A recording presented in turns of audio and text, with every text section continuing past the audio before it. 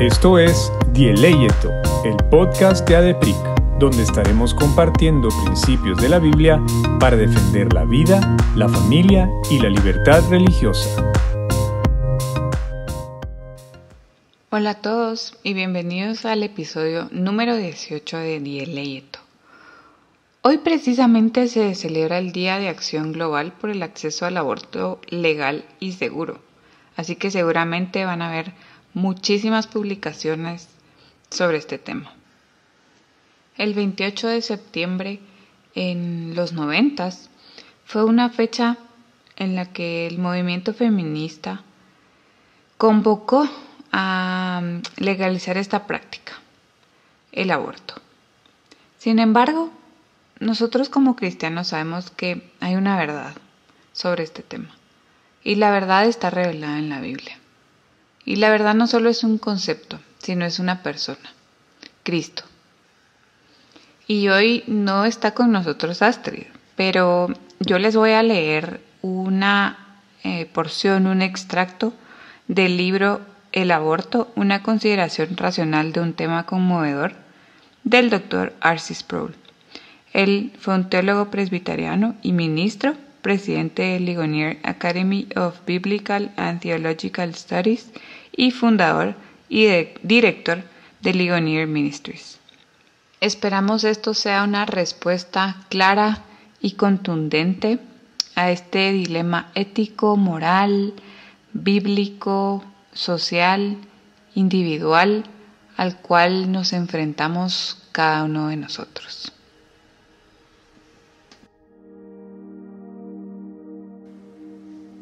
¿Cuándo empieza la vida? Por R.C. Sproul. La pregunta sobre cuándo empieza la vida tiene un vínculo estrecho con el secreto mismo de esta. Conceptos como ser humano, ser viviente y persona han sido el tema de mucho debate y análisis.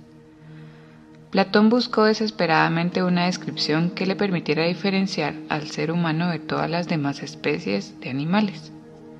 Finalmente escogió la siguiente definición provisional: bípedo sin plumas, la cual solo funcionó hasta que uno de sus estudiantes dibujó un pollo desplumado en la pared de la academia con una nota que decía: el hombre según Platón. Cuando acudimos a la Biblia, descubrimos que ésta no ofrece ninguna declaración explícita sobre si la vida empieza en cierto punto o si existe o no vida humana antes de nacer. Sin embargo, las Escrituras dan por sentado que existe una continuidad en la vida desde el tiempo antes de nacer hasta el tiempo después de nacer. Utiliza el mismo lenguaje y los mismos pronombres personales de forma indiscriminada para referirse a ambas etapas. Además, el involucramiento de Dios en la vida de una persona se extiende hasta la concepción y hasta antes de la concepción. Este pasaje respalda mi argumento. Porque tú formaste mis entrañas, tú me hiciste en el vientre de mi madre. Te alabaré porque formidables, maravillosas son tus obras. Estoy maravillado y mi alma lo sabe muy bien. No fue encubierto de ti mi cuerpo, bien que en oculto fui formado y entretejido en lo más profundo de la tierra. Mi embrión vieron tus ojos, y en tu libro estaban escritas todas aquellas cosas que fueron luego formadas, sin faltar una de ellas. Salmo 139, 13 al 16. El salmista le atribuye honra a Dios por haberlo formado en el vientre. También utiliza el término mí para referirse a sí mismo antes de nacer. La palabra hebrea que se traduce como embrión es significativa, y esta es la única vez que se usa en la Biblia. Otro pasaje que se aplica al tema de involucramiento de Dios en la vida dentro del vientre se encuentra en Isaías. Oídme, costas, y escuchad, pueblos lejanos. Jehová me llamó desde el vientre, y desde las entrañas de mi madre tuvo mi nombre en memoria, y puso mi boca como espada aguda, me cubrió con la sombra de su mano, y me puso por saeta bruñida. Me guardó en su aljaba, y me dijo: mi siervo eres, oh Israel, porque en ti me gloriaré. Pero yo dije: por demás he trabajado en vano y sin provecho he consumido mis fuerzas. Pero mi causa está delante de Jehová, y mi recompensa con mi Dios. Ahora pues, dice Jehová, el que me formó desde el vientre para su siervo, para hacer volver a él a Jacob y para congregarle a Israel, porque estimado seré en los ojos de Jehová, y el Dios mío será mi fuerza. Isaías 49, 1 al 5.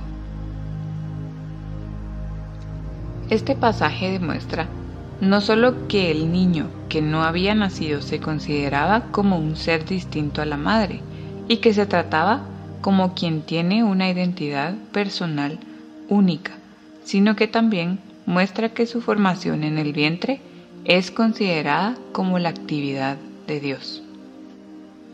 Un pasaje similar se refiere al profeta Jeremías. Vino pues palabra de Jehová a mí, diciendo: antes de que te formase en el vientre te conocí, y antes que nacieses te santifiqué, te di por profeta a las naciones. Jeremías 1, 4 al 5. Se le dice a Jeremías que Dios lo conocía antes de su nacimiento. Dios tenía un conocimiento personal de Jeremías antes de que hubiera nacido. Esto indica que Dios trató a Jeremías de forma personal y como un ser personal antes de su nacimiento. También es significativo que Dios apartó o santificó a Jeremías antes de su nacimiento. Es evidente que Dios extiende el principio de la inviolabilidad de la vida a los que aún están en el vientre. Aún aquellos que no están convencidos de que la vida comienza antes de nacer, admiten que existe una continuidad entre el niño que se concibe y el niño que nace. Cada niño tiene un pasado antes de nacer. El problema es el siguiente: ¿es un pasado personal o impersonal? ¿Empezó a ser persona solo después de su nacimiento? Queda claro que las Escrituras consideran que los niños empiezan a ser personas antes de nacer. Como declara David: he aquí en maldad he sido formado, y en pecado me concibió mi madre. Salmo 51, 5. El profesor John Frame, en su libro Medical Ethics o Ética Médica, hace la siguiente observación sobre el Salmo 51, versículo 5. La continuidad de la persona se extiende hasta el momento de la concepción.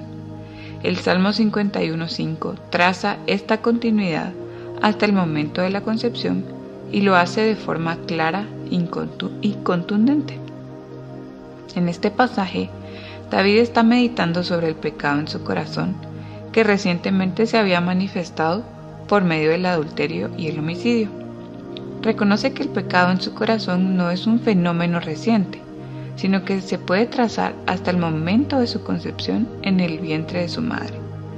La continuidad personal que existía entre la vida de David como un feto y su vida de adulto se puede trazar al momento de su concepción y se extiende aún a esta relación ética con Dios. En el Salmo 51, David narra su historial personal y moral desde el momento de su concepción. Un ser impersonal, una masa amorfa de protoplasma, no puede ser un agente moral. Si es posible trazar el historial moral de David hasta su concepción, entonces su historial personal también se puede trazar hasta ese mismo momento. No es solamente la sustancia biológica de David lo que se extiende hasta su concepción, sino también su ser moral. El Nuevo Testamento nos proporciona un pasaje fascinante que tiene que ver con la pregunta sobre la vida antes del nacimiento. María entró en casa de Zacarías y saludó a Elizabeth. Y aconteció que cuando oyó Elizabeth la salutación de María, la criatura saltó en su vientre. Y Elizabeth fue llena del Espíritu Santo, y exclamó a gran voz, y dijo: bendita tú entre las mujeres, y bendito el fruto de tu vientre. ¿Por qué se me concede esto a mí, que la madre de mi Señor venga a mí? Porque tan pronto como llegó la voz de tu salutación a mis oídos, La criatura saltó de alegría en mi vientre. Lucas 1, 40 al 44. Este pasaje describe el encuentro entre María, la madre de Jesucristo, y su prima Elizabeth, quien estaba encinta de Juan el Bautista. Cuando se encontraron, Juan, que todavía estaba en el vientre de su madre, saltó de gozo. Este comportamiento era consecuente con el rol profético para el cual Juan había sido designado. Dios lo había nombrado para anunciar al Mesías. En esta ocasión, Juan cumplió con su deber profético cuando todavía no habían nacido ni él ni Jesús. Estos versículos muestran que antes de haber nacido, Juan mostró cognición y emoción. Saltó porque se encontraba en un estado de gozo. Ese gozo fue causado porque reconoció la presencia del Mesías. Puede ser que algunos descarten la pertinencia de este pasaje porque el escritor escribe de forma poética como hipérbole, o el pasaje no habla sobre la vida desde la concepción y tan solo se refiere a la vida antes de nacer, o la ocasión representa un milagro especial y no es prueba de que todos los niños puedan tener tal habilidad prenatal. Como respuesta a la primera objeción, es erróneo desechar el pasaje porque sea poético o hiperbólico. La estructura literaria de esta porción del Evangelio de Lucas corresponde a la narrativa histórica, no a la poesía. En esto no hay ambigüedad. Además, la hipérbole es una afirmación exagerada sobre la realidad. Si este acontecimiento se ha descrito con hipérbole, esto simplemente significa que Juan no saltó tanto, ni reconoció tanto como implica el texto. La segunda objeción, que el pasaje no habla sobre la concepción como el principio de la vida, es correcta. Sin embargo, el pasaje sí indica claramente que Juan poseía capacidades humanas de cognición y sentimiento, señales de la personalidad, antes de nacer. La tercera objeción, que este suceso representa un milagro especial, tiene más peso. Al menos que afirmemos que un feto normal tiene la habilidad de reconocer la presencia de otro feto que se encuentra en el vientre de otra mujer, debemos admitir que este acontecimiento tiene algo de extraordinario o milagroso. Es posible que Dios permitiera que milagrosamente Juan, en el vientre, tuviera poderes extraordinarios de cognición que no suele tener un niño común antes de nacer. No obstante, si decimos que fue un milagro, aún nos queda una pregunta difícil por responder. ¿Fue el milagro una obra por la cual se amplificaron los poderes normales más allá de los límites ordinarios? ¿O fue la acción de crear estos poderes? Antes de nacer, ¿tenía Juan el Bautista las habilidades naturales de cognición y sentimiento, habilidades que fueron milagrosamente amplificadas? ¿O fueron sus poderes de cognición y sentimiento creados por Dios en ese momento? No hay forma de dar una respuesta absoluta a esta pregunta. Sin embargo, no debemos desechar el pasaje de Lucas, sin antes hacer dos observaciones. Hay muchos otros milagros bíblicos en los que vemos cómo Dios amplifica unos poderes y habilidades que ya existen. Por ejemplo, en 2 de Reyes 6, 15 al 17, vemos que Dios abrió los ojos del siervo del profeta Eliseo para que pudiera ver las huestes angélicas. Dios no tuvo que obrar primeramente un milagro para que el siervo pudiera ver. Más bien, se extendieron los límites de su habilidad natural. De la misma forma, para que Juan pudiera reconocer a Jesucristo cuando cada uno todavía estaba en el vientre de su madre, no era imprescindible que Dios creara las habilidades de cognición y emoción. La segunda observación es que, sin importar cómo valoremos este acontecimiento, una cosa sí es cierta. Antes de nacer, Juan el Bautista manifestó cognición y gozo. La Biblia indica claramente que antes de nacer los niños se consideran como seres humanos vivientes. El peso de la evidencia bíblica indica que la vida empieza en la concepción. El desarrollo de un ser humano es un proceso que empieza en la concepción y que continúa hasta la muerte. Nadie afirmaría que el desarrollo del ser humano comienza en su nacimiento. En el momento de concepción se combinan 46 genes, 23 de la madre y 23 del padre, de modo que un individuo único comienza el proceso del desarrollo humano personal. Después de 2 semanas, se puede distinguir el latido del corazón. El corazón hace circular la sangre dentro del embrión, y esta no es la misma sangre de la madre, sino aquella que el bebé produce antes de nacer. Cuando han pasado alrededor de 6 semanas, el embrión todavía mide menos de 1 pulgada, o 2.5 centímetros, pero su desarrollo es evidente. Se han formado dedos en las manos. Después de 43 días, se pueden detectar las ondas cerebrales del niño que aún está en el vientre. Tras 6 semanas y media, el embrión se mueve. Sin embargo, su diminuto tamaño y el grosor de la pared abdominal de la madre no permiten que ella sienta este despertar o movimiento hasta varias semanas después. Al final de 9 semanas, el feto ha desarrollado sus propias huellas digitales. Para este momento, si es un varón, los órganos reproductivos del niño ya se pueden distinguir, de modo que el sexo del niño se puede identificar. Los riñones también se han formado y funcionan. Al final de la 10ª semana funciona la vesícula. Hacia el final de la 12ª semana, todos los órganos del cuerpo funcionan y el bebé puede llorar. Todo esto se lleva a cabo en los 3 primeros meses del embarazo.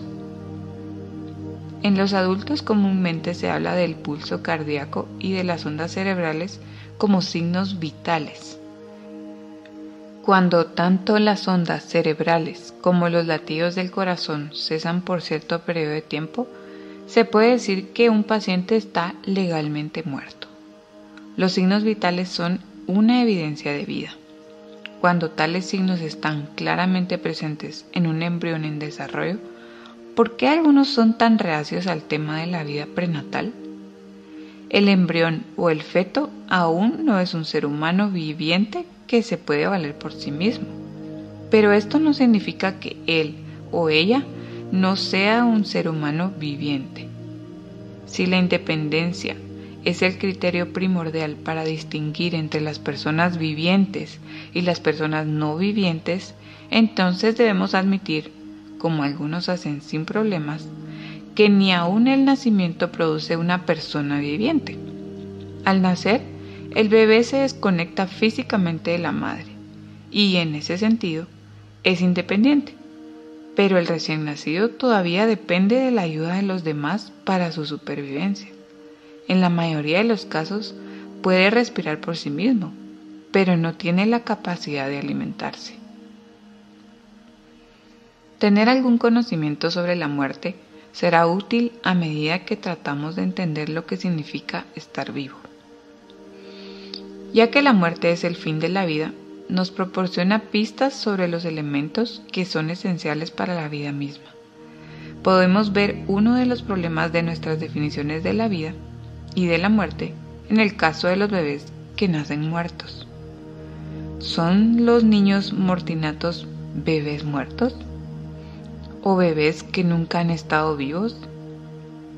Es común que los doctores se refieran a estos niños como bebés que han fallecido. El feto parece un ser humano viviente. Se comporta como un ser humano. El embrión tiene la estructura genética de un ser humano. Tiene los signos vitales de un ser humano que está vivo. También tiene sexualidad y movimiento. A menudo se chupa el pulgar, reacciona en respuesta a la música y mueve las piernas. A la luz de esta evidencia acumulativa, parece que necesitaríamos otra evidencia poderosa que indique lo contrario para llegar a la conclusión de que un bebé no es un ser humano viviente. ¿Por qué hay personas que rechazan esta conclusión? La respuesta es el prejuicio. De hecho, El prejuicio es una fuerza poderosa en el debate sobre el aborto. Si consideramos que el embrión o el feto es un ser humano que está vivo, entonces las implicaciones morales que conlleva la destrucción de una persona antes de nacer son enormes. Siempre que podamos convencernos a nosotros mismos de que el feto no es un ser humano antes de nacer, quedamos libres con respecto a esas dificultades. Sin embargo, aunque lleguemos a la conclusión de que un embrión es un ser humano viviente antes de nacer, todavía no hemos establecido si la vida comienza con la concepción. Todo lo que hemos determinado es que la vida empieza antes del nacimiento. Las líneas más claras de demarcación en la continuidad entre la concepción y el nacimiento consisten en la concepción y el nacimiento en sí mismos. Si decimos que el feto es un ser humano viviente por tan solo 5 minutos antes de nacer, aunque sea por solo 5 segundos, entonces el nacimiento no puede ser el punto en el que empieza la vida. A mi parecer, la evidencia que la ciencia nos proporciona de que un feto es un ser humano viviente es tan clara como aquella que inferimos de la Biblia. Si esto es así, entonces debemos localizar el comienzo de aquella vida en el momento mismo de la concepción o en algún momento entre la concepción y el nacimiento. Te esperamos en el próximo episodio. No olvides suscribirte. Síguenos en nuestras redes sociales como ADEPRIC-GT y para más recursos visita nuestra página adepric.org.